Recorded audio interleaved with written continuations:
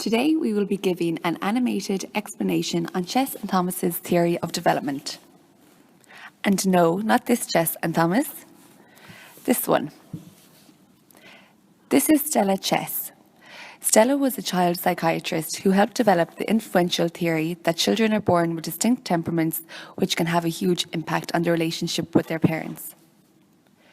Together with her husband and research partner, Alexander Thomas, who was a former director of psychiatry, she used a groundbreaking, decades-long study of children to show that mental health is the result of a complicated interplay between an infant's inborn temperament and the parenting style. The study followed over 100 children from infancy through adulthood and tried to observe patterns of behaviour over that period. Working alongside two other researchers, Dr. Chess and Dr. Thomas examined 9 dimensions of behaviour and concluded that most of their subjects fell into 3 broad categories of temperament. These 9 dimensions of behaviour, also known as temperamental traits, include activity level, rhythmicity, distractibility, approach or withdrawal, adaptability, threshold of responsiveness, intensity of reaction, persistence, and quality of mood.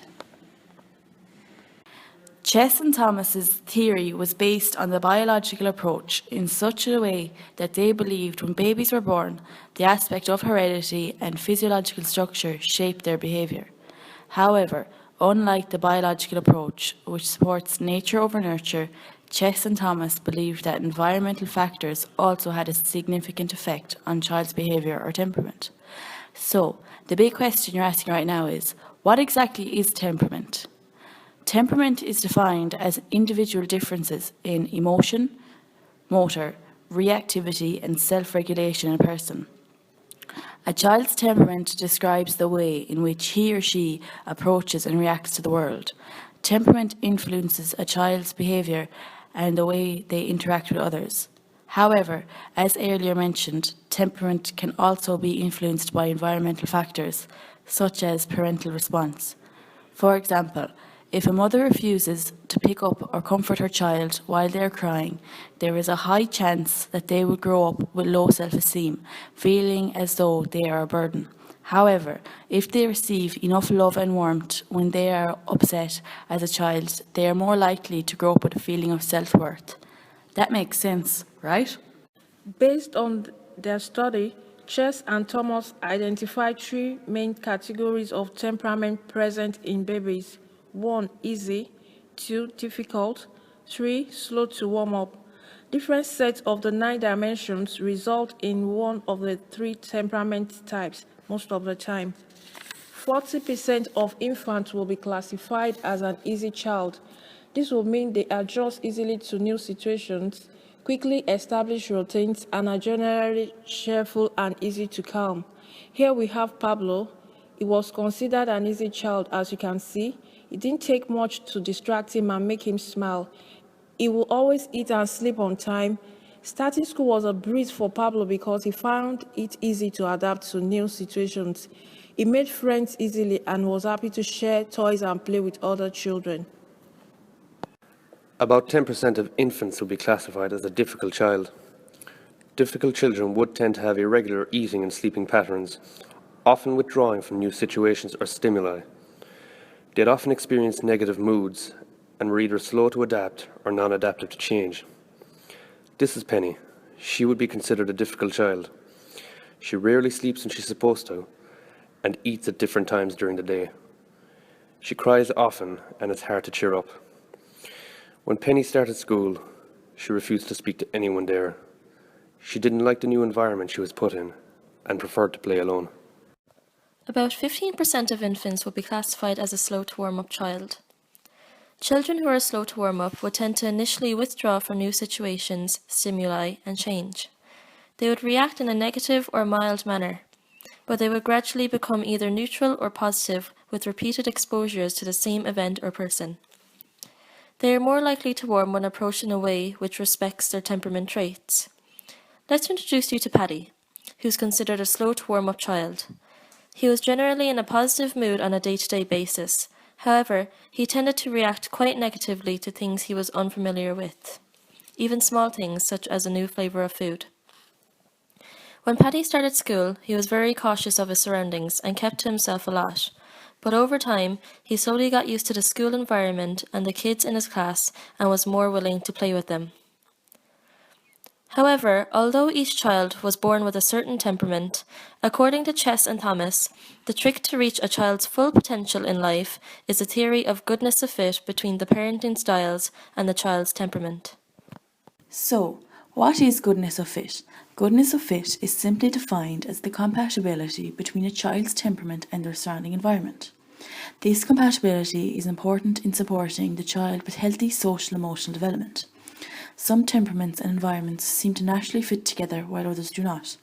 One of the key components to helping children feel good about themselves and be successful throughout life is by creating environments that accommodate their temperaments. There are two types of goodness of fit. 1. How that trait interacts with the environment, and 2. How it interacts with people in that environment. Any trait in and of itself is not a problem. Rather, it is the interaction that determines the acceptability of that trait. The behavioural fit describes how well the behaviour fits in the environment. When there is a match between the demands and expectations of the environment and the child's temperament and abilities, there is a good fit. This makes success and high self-esteem more likely. When there is not a good fit, there is a greater risk of difficulties for the child. For example, if a child who is highly irregular when it comes to eating is in a school setting where lunches are served promptly at noon every day, the parent may become frustrated when the child brings his lunch home uneaten, or if the teacher calls because the child is crying because he or she is famished by 9 a.m. The emotional fit describes how well the child's temperament fits with the people in his or her environment, and how likable the people in the environment consider the child to be. Remember that all adults have their own unique temperaments that can sometimes be very different from the child's. Whether it be the parents, teachers, or caregivers, sometimes this clash in temperaments can be the reason why a parent or another adult may be struggling with a child. It may be harder to understand a child with a very different temperament from us, and we may have less patience to deal with a temperament that we do not understand. For example, if a very active parent has a child who does not enjoy physical activity, this can create potential conflict in the home if it feels to the parent that he is begging his child to go for a bike ride.